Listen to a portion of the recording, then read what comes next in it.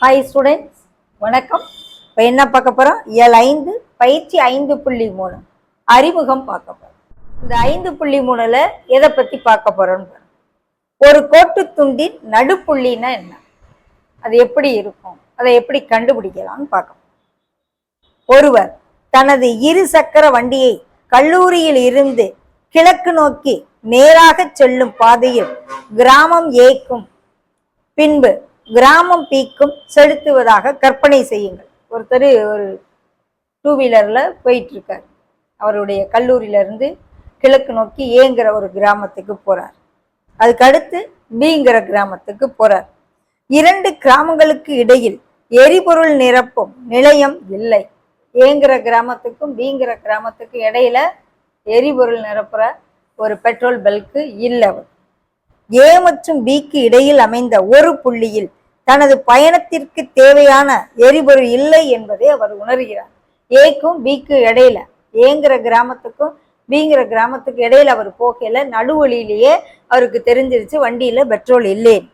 இந்நிலையில் அவர் ஏக்கு திரும்பி விடுவாரா அல்லது தனது பயணத்தை பி நோக்கி செல்லுவாரா? கொஞ்சம் தூரம் போகலாம், கொஞ்சம் தான் பெட்ரோல் இருக்கு அப்படின்னா திரும்பி ஏன்ற கிராமத்துக்கு வருவாரா இல்ல பிங்கிற கிராமத்துக்கே போவாரா அப்படின்னா அது எதை பொறுத்து அமையுதுன்னா, ஏல இருந்து அவர் எவ்வளவு தூரம் பிக்கு போறாரு, ரொம்ப தூரமா இல்ல அவர் ஆரம்பத்துல கல்லூரியில இருந்து கிளம்புன தூரம் அதிகமானு பார்ப்பாரு. எது கொஞ்சம் தூரமா இருக்கோ அந்த இடத்துக்கு தான் தன்னுடைய பயணத்தை அவர் தொடருவார். குறைந்த தூரம் எது, இவற்றை எவ்வாறு அறிவது? இதற்கு அவர் நடுவில் அமைந்த மைய புள்ளியை கடந்து விட்டாரா என அறிய வேண்டும். இப்ப ஏக்கும் பிக்கும் இடையில நடுவுல இருக்க அந்த மைய புள்ளிய கடந்து போயிட்டாரு அப்படின்னு சொன்னா, இப்ப இதுதான் ஏன்னு வச்சுக்கிறோம், இதுதான் பின்னு வச்சுக்குவோம். இப்ப ஏக்கும் பிக்கு இடையில இருக்க தூரம் ஒரு 10 கிலோமீட்டர் அப்படின்னு வச்சுக்கிட்டோம்னா அதனுடைய மையம் 5 கிலோமீட்டருக்கு வரும், அப்படிதானே? அப்ப 5 கிலோமீட்டருங்கிற தூரத்தை அவர் தாண்டிட்டாரா இல்ல அதுக்கு முன்னாடி இருக்காரா? இப்ப 5 கிலோமீட்டர் அவர் தாண்டிட்டாரு. இப்ப 7 கிலோமீட்டருக்கு வந்துட்டாருன்னா டக்குன்னு அவர் பியை நோக்கி தான் போவாரு. இல்ல அவர் ஏல இருந்தே 3 கிலோமீட்டர் தான் வந்திருக்காரு அப்படின்னா இங்க இருந்து அவர் பிக்கு போறதுக்கு இன்னும் 7 கிலோமீட்டர் தூரம் போகும். சோ அவர் திரும்பிடுவாங்க. இதைத்தான் நம்ம பார்க்கணும். இதற்கு அவர் நடுவில் அமைந்த மைய புள்ளியை கடந்து விட்டாரா என்பதை நாம் அறிய வேண்டியுள்ளது. இந்த ஒரு படத்து மூலம் விளக்கம் கொடுக்கிறார். மேற்காணும் படம் 5.21 இந்த சூழ்நிலையை விளக்குகிறது. கல்லூரியானது ஆதி ஓவிலும், இந்த இடத்துலதான் காலேஜ் இருக்கு, கல்லூரி இருக்குன்னு எடுத்துக்குவோம். இது ஏங்கிற கிராமம். இதிலிருந்து கிராமம் ஏ மற்றும் கிராமம் பி முறையே தொலைவுகள். இந்த ஆதி புள்ளியிலிருந்து கல்லூரியிலிருந்து ஏ இருக்க டிஸ்டன்ஸ் எவ்வளவுன்னு எடுத்துக்கிறோம்? x1 எடுத்துக்கிறோம். So OA is equal to x1. இந்த OB, இந்த பிங்கிற கிராமம் அது இருக்க தொலைவு x2ன்னு எடுத்துக்கிறோம். ஓகே, இந்த தூரம் x2ன்னு எடுத்துக்கிறாங்க. OB x2ன்னு எடுத்துக்கிறோம். ஏ மற்றும் கிராமம் பி முறையே தொலைவுகள் x1 மற்றும் x2விலும் இந்த x1 x2வை விட குறைச்சிருக்கணும். அது பத்தி கற்பனை செய்வோம். ஏபியின் மைய புள்ளி எம்னு எடுக்கிறாங்க. இப்ப இந்த ஏங்கிற கிராமத்துக்கும் பிங்கிற கிராமத்துக்கும் இது ஒரு வில்லேஜ் 1, இது வில்லேஜ் 2. இது ரெண்டுக்கு இடையில நடுவுல இருக்க அந்த மைய புள்ளி எம், அது எவ்வளவு தொலைவுல இருக்கு அப்படின்னு எடுக்கிறோம் அப்படின்னா OM = x தொலைவுன்னு எடுத்துக்கிறோம். ஏபியின் நடுப்புள்ளி எம் எனில் எக்ஸ் ஆனது பின்வரும் வழியில் பெறப்படுகிறது. எப்படி இந்த எக்ஸை நம்ம பார்க்கணும் அப்படின்னு பாருங்க. இப்ப ஏஎம் பிஎம் சமம். ஏன்? இந்த எம்ங்கிறது ஏபியினுடைய நடுப்புள்ளிகள். நடுப்புள்ளி தானே எம். அப்ப ஏஎம் பிஎம் இது 5ன்னா இதுவும் 5 இருக்கும், இது 4ன்னா இதுவும் 4 இருக்கும். அப்ப ஏஎம் = பிஎம் அப்படின்னா இப்ப ஏஎம் எனக்கு வேணும், நான் ஏஎம் கண்டுபிடிக்கணும். ஏஎம் கண்டுபிடிக்கணும் அப்படின்னா ஆதி புள்ளியில இருந்து நான் கண்டுபிடிக்கணும் அப்படின்னா OM - OAன்னு எழுதலாம். ஏஎம் வேணும்னா என்ன எழுதலாம்? ஏஎம் = OM - OAன்னு எழுதலாம். ஓகே, OM என்னன்னு வச்சிருக்கேன்? எக்ஸ்ன்னு வச்சிருக்கேன். OAவை என்னன்னு வச்சிருக்கேன்? x1 வச்சிருக்கேன். So x - x1. அதே போல பிஎம் வேணும். அப்ப பிஎம் வேணும்னா OB - OM. பிஎம் வேணும்னா என்ன எழுதணும்? PM = OB - OM. பிஎம் வேணும், இந்த டிஸ்டன்ஸ் எனக்கு வேணும். அப்ப இந்த ஓபியில இருந்து இந்த ஓஎம் கழிக்கும். ஸோ ஓபி என்ன எழுதியிருக்கோம்? எக்ஸ்னு எழுதியிருக்கோம். ஓஎம் என்ன எழுதியிருக்கோம்? எக்ஸ் எழுதியிருக்கோம். போட்டிருக்காங்களா? x2 minus x. So am is equal to mb.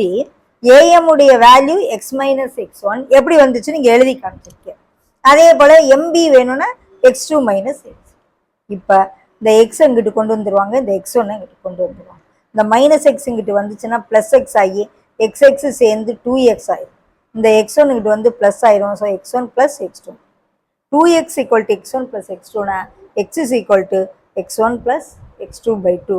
இந்த xங்கிறது இந்த m-னுடைய இந்த AB-னுடைய மையப்புள்ளி. ஓகே, ஏங்கிற புள்ளி x1 y1 ஆவும் பிங்கிற புள்ளி x2 y2 ஆவும் இருந்துச்சுன்னு சொன்னா படம் கீழே ஒரு படம் கொடுக்குறாங்க. இந்த படத்தை பாருங்க. இந்த படத்துல ஏங்கிற புள்ளி x1 y1, பிங்கிற புள்ளி x2 y2. இந்த கோட்டு துண்டு ஏபி, இந்த கோட்டுத்துண்டு ஏபியினுடைய நடுப்புள்ளி எம்னு எடுத்துக்கிறாங்க. இந்த எம்மை தான் இப்ப நம்ம கண்டுபிடிக்க போறோம்.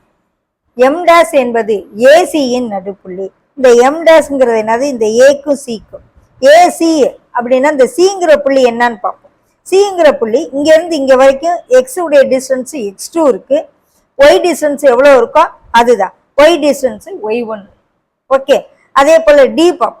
டி வந்து இது ரெண்டுக்குமான ஒரு மையப்புள்ளி. அதை எப்படி கண்டுபிடிக்கலாம்? இதுல இருந்து இதுக்கு முடிக்க X distance x2, Y distance என்ன, இது ரெண்டையும் கூட்டி 2 அளவுகள். இது எப்படி வருதுன்னு நம்ம செஞ்சு காமிக்க போறோம். ஓகே, இந்த எம்ங்கிறது ஏபியின் மையப்புள்ளி, எம் டாஸ்ங்கிறது ஏசியின் மையப்புள்ளி, டிங்கிறது பிசியின் மையப்புள்ளி. ஓகே, ஒரு செங்கோண முக்கோணத்தில் பக்கங்களின் மையக்குத்து கோடுகள் கர்ணத்தின் நடுப்புள்ளியில் வெட்டி கொள்ளும். இது நமக்கு தெரியும். ஒரு செங்கோண முக்கோணத்தின் பக்கங்களின் மையக்குத்து கோடுகள், இந்த பக்கத்துக்கு ஒரு மையக்குத்து கோடு, இந்த பக்கத்துக்கு ஒரு மையக்குத்து கோடு, இந்த ரெண்டும் வெட்டிக்கிற புள்ளி கர்ணத்தின் மையம். இது வட்டத்தை காட்டு காமிக்கப்படுது. படத்தில் காணும் வண்ணமிடப்பட்டுள்ள 2 வடிவத்த முக்கோணங்களின் பண்புகளிலிருந்தும் இது பெறப்படுகின்றது. இவ்வகை முக்கோணங்கள் ஒத்த முக்கோணங்கள் விகிதங்களுக்கு சமம். 2 ஒத்த முக்கோணங்கள் எடுத்தும் இதை நம்ம டிரைவ் பண்ணலாம், இல்லைன்னா இந்த மையப்புள்ளியை வச்சும் டிரைவ் பண்ணலாம். இந்த விதியை வச்சு சொல்லலாம். ஒரு செங்கோண முக்கோணத்தில் பக்கங்களின் மையக்குத்து கோடுகள், இந்த பக்கத்தினுடைய மையக்குத்து கோடு mm டேஸ், இந்த பக்கத்தினுடைய மையக்குத்து கோடு md, 2 மையக்குத்து கோடு சந்திக்கிற புள்ளி கர்ணத்தின் மையம் அப்படின்னு சொல்லலாம்.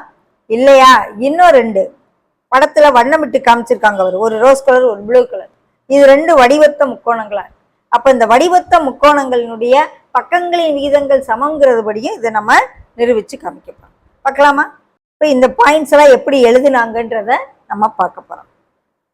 முதல்ல இந்த ஏங்கிற புள்ளி x1 y1 எடுத்திருக்கோம், இந்த பிங்கிற புள்ளி x2 y2 எடுத்திருக்கோம். இது ரெண்டையும் ஜாயின் பண்ணிட்டு இங்க ஒரு செங்கோண முக்கோணம் வரைஞ்சிருக்கோம். இது x1, 0. ஏன்? x அச்சு மேல இந்த ஏக்கு நேர இருக்க ஒரு புள்ளியை x அச்சு மீது குறிச்சா அது x1, 0. இதே போல இந்த புள்ளி இது எப்படி வந்துச்சு? இது 2 ஏசியினுடைய மையப்புள்ளி. ஏசியின் மையப்புள்ளி அப்படிங்கல இது ரெண்டையும் கூட்டி 2ஆல வகுத்து இப்பதான் காமிச்சிருக்கோம். x1 plus x2 by 2. இங்க ஒரு y1, இங்க ஒரு y1 இருக்கு. இது ரெண்டையும் கூட்டி 2ஆல வகுக்கல 2y1 by 2 வெறும் y1 மட்டும் வரும். இங்கிட்டு வருவோம். அதே போல இதுல இருந்து இது முடிக்க என்ன இருக்கு? எக்ஸ் டிஸ்டன்ஸ் x2 இருக்கு. ஸோ அது எக்ஸ் அச்சின் மீது ஒரு புள்ளியை குறிச்சோம்னா x2, 0 இந்த மைய புள்ளி. இது ரெண்டையும் கூட்டி 2ஆல வகுக்கும். 2x2 by 2 x2ன்னு வரும். இது ரெண்டையும் கூட்டி 2ஆல வகுக்கும். y1 plus y2 by 2. So இதுவும் கண்டுபிடிச்சிட்டோம், இதுவும் கண்டுபிடிச்சிட்டோம். இப்போ இந்த புள்ளி எம் கண்டுபிடிக்கணும். அதுக்கு இந்த ஒரு மற்றொரு வகையில நம்ம தீர்வு காண்ற ஒரு இது பார்க்கணும். விகித சம பண்பை பயன்படுத்தி, என்ன பண்பு? விகித சம பண்பை பயன்படுத்தி நாம் புள்ளி எம்ஐ, இந்த எம்ங்கிற புள்ளியை எப்படி எடுக்க போறோம்? எக்ஸ், ஒய்ன்னு வச்சுக்கிறோம். அது எப்படி இது வந்துச்சுன்றதை ப்ரூவ் பண்ணிக்கணும். இப்பொழுது இந்த முக்கோணம் ஏஎம் டேஸ் மற்றும் முக்கோணம் எம்டிபி 2 முக்கோணமும் வடிவத்த முக்கோணங்கள். வடிவத்த முக்கோணங்கள்னா பக்கங்களின் விகிதங்கள் சமம்னு நம்மளுக்கு தெரியும். அப்ப இந்த பக்கம் ஏஎம் டேஸ் பை எம்டி எழுதியிருக்காங்களா? AM dash by MD equal to அடுத்த பக்கம் MM dash by BD, MM dash by BD equal to கர்ணம் ஏஎம் பை பிஎம். ஓகேவா? இப்ப ஏஎம் டேஸ் என்ன? ஏஎம் டேஸ் இங்க இருந்து இங்க இருக்குது. அப்ப இங்க இருந்து இங்க இருக்கு அப்படின்னு சொல்லும் பொழுது அது எதை குறிக்குது? எக்ஸ் மைனஸ் எக்ஸ் ஒன்னை குறிக்குது. அதே போல எம்டி எதை குறிக்குது? x2 மைனஸ் எக்ஸை குறிக்குது. இதுல இருந்து இது முடிக்க x2ல இருந்து எக்ஸை கழிக்கிறது. So x2 minus x1. இதே போல mm டேஷ் இது y டிஸ்டன்ஸை குறிக்குது. y minus y1 by y2 minus y. am bm ரெண்டும் ஒன்று ஒன்றுன்னு எடுத்துக்கணும். ஏன் ஏஎம் சீக்வல் டு பிஎம், அதனால ரெண்டும் சமங்கையில் அடிச்சு கொடுத்தோம்னா ஒன்று ஒன்றுன்னு. இப்போ இந்த ரெண்டையும் முதல்ல இதையும் எடுப்போம். கிராஸ் மல்டிப்ளை பண்ணால் இதே போல் x is equal to x1 plus x2 by 2 வரும். அதே போல் இது ரெண்டையும் எடுத்தோம்னா y is equal to y1 plus y2 by 2 வரும். இதுதான் எம். எதனுடைய மையப்புள்ளி? ஏபியின் மையப்புள்ளி. ஸோ ஒரு ஆய அச்சுக்கள் தொலைவு வந்து x1 y1 x2 y2ன்னு இருந்துச்சுன்னா அந்த இரண்டு புள்ளிகளினுடைய கோட்டினுடையது மையப்புள்ளி எப்படி இருக்கும்? x1 plus x2 by 2 y1 plus y2 by 2ன்னு இருக்கும். எம்மின் எக்ஸ் ஆயத்தொலைவு ஏ மற்றும் சியின் ஆயத்தொலைவுகளின் சராசரி x1 ப்ளஸ் x2 பை 2, மேலும் எம்மின் ஒய் ஆயத்தொலைவு y1 ப்ளஸ் y2 பை 2ன்னு இருக்கும். இதுதான் நடுப்புள்ளிக்கான ஒரு சூத்திரம். இதை கட்டாயம் படிச்சுக்கணும். ரெண்டு புள்ளி கொடுத்து இந்த ரெண்டு புள்ளிகளுக்கு இடையில இருக்க அந்த மைய புள்ளி கேட்டாங்கன்னா இது x1 y1 இது x2 y2 இருந்துச்சுன்னா இதை ரெண்டையும் கூட்டி ரெண்டால வகுத்து அப்படி இருக்கும். அதுதான் சிந்தனை களம். AD = 4 centimetre. ஒரு கோடு வரைஞ்சுக்கிறோம் ஏடின்னு. ஏடி இது எத்தனை சென்டிமீட்டரா இருக்கு? 4 சென்டிமீட்டர். இந்த டிங்கிறது ஏசியின் நடுப்புள்ளி. அப்ப இந்த இதை இன்னும் நல்லா நீட்டுறோம். ஏசியினுடைய நடுப்புள்ளி தான் டிங்கிறாங்க. அப்ப இது நடுப்புள்ளினா இங்க ஏடி எவ்வளவோ அதே தான் சிடியும். ஸோ இதுவும் 4 சென்டிமீட்டர். ஓகே. இந்த சிங்கிறது ஏபியின் நடுப்புள்ளி. அப்ப சிங்கிறது எதோடைய நடுப்புள்ளி? ஏபியின் நடுப்புள்ளி. அப்ப இந்த ஏசி எவ்வளவு இருக்கோ அதே தான் இந்த பிசி இருக்கும். ஸோ இது 4 4 8னா இதுவும் 8ன்னு இருக்கும். ஓகே. ஏன்னா சி வந்து ஏபியின் நடுப்புள்ளின்னு கொடுக்குறோம். டி வந்து ஏசியின் நடுப்புள்ளினால இது 4னால இதுவும் 4ன்னு போட்டோம். அடுத்து இந்த சி வந்து ஏபியின் நடுப்புள்ளி. அப்ப ஏசியும் பிசியும் சமமா இருக்கும். ஏசி 4 4 8னா பிசியும் 8ஆ இருக்கும். இப்போ நம்மளை என்ன கேட்குறாங்க? ஏபியின் நீளம் என்ன? ஸோ இது ஒரு 4 இது ஒரு 4 இது ஒரு 8 4 4 8 8 8 16. ஏபியின் நீளம் 16 சென்டிமீட்டர். ஓகே.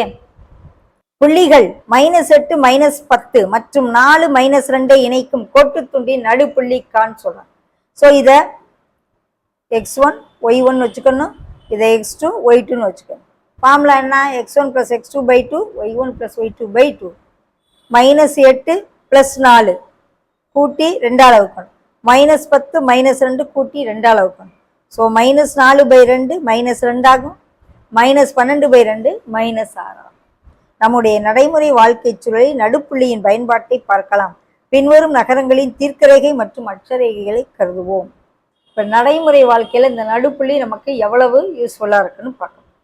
நகரங்களின் பெயர்: சென்னை இருக்கு. தீர்க்கரேகை அட்சரேகை பெசன்ட் நகர். பெசன்ட் நகர் எங்க இருக்கு? இங்க பாருங்க, இந்த இருக்கு பெசன்ட் நகர். இங்க காமிச்சிருக்காங்க. இந்த பெசன்ட் நகர் எந்த தீர்க்கரேகை வழியா போகுது? 80.27 டிகிரி கிழக்கு நோக்கி தீர்க்கரேகையும் அட்சரேகையில 13 டிகிரி வட அட்சரேகை வழியா போகுது. அதே போல குத்தத்தூர் மங்களூர்ல அதனுடைய தீர்க்கரேகை அட்சரேகை கொடுத்துருக்காங்க. இந்த இருக்கு குத்தத்தூர், அது போகக்கூடிய தீர்க்கரேகை அட்சரேகை கொடுத்துருக்காங்க. பெங்களூர்ல ராஜாஜி நகர் இந்த இருக்கு. சென்னை, பெங்களூரு, மங்களூரு 3 ஊர்லயும் இருக்க 3 இடம் கொடுத்துருக்காங்க. அட்சரேகை தீர்க்கரேகை உடையத அளவை கொடுத்துடுறாங்க. என்ன சொல்றாங்க?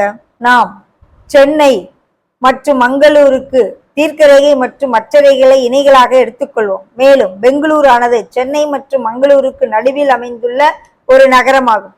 இப்பொழுது நாம் ஆயத்தொலைவுகளின் சராசரியை கணக்கிடணும். அப்ப என்ன செய்யணும்? எந்த 2 இதுக்கும் இடையில இருக்கு?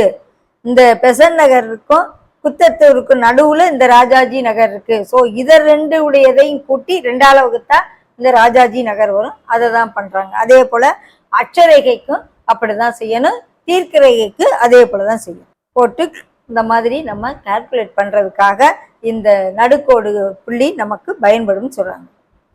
பெங்களூருவின் தீர்க்கரேகை மற்றும் அட்சரேகையாக இது ரெண்டையும் கூட்டி 2ஆல வகுத்து, இது ரெண்டையும் கூட்டி 2ஆல வகுத்து இந்த மாதிரி நம்ம கண்டுபிடிக்கலாம். இந்த 2 நகரங்களுடைய அட்சரேகை தீர்க்க ரேகை தெரிஞ்சா இந்த நடுவுல இருக்க நகரத்தினுடைய அட்சரேகை தீர்க்க ரேகையில நாம கண்டுபிடிக்கலாம். மேற்காணும் எடுத்துக்காட்டுகளில் இருந்து மையத்தில் அமைந்துள்ள புள்ளியானது மற்ற 2 புள்ளிகளுக்கும் நடுப்புள்ளி ஆகும். மேலும் அந்த புள்ளியானது மற்ற 2 புள்ளிகளை சம விகிதத்தில் பிரிக்கிறது. இதுதான் பார்க்கறாங்க. இந்த விகிதத்தில் அது பிரிக்கிறதும் சமமா பிரிக்கிறது அப்படின்னு சொல்லி சொல்றாங்க. பாருங்க 77.56 13 வருது இல்லையா, அது ரெண்டையும் சமமா பிரிக்குதுன்னு சொல்றோம்.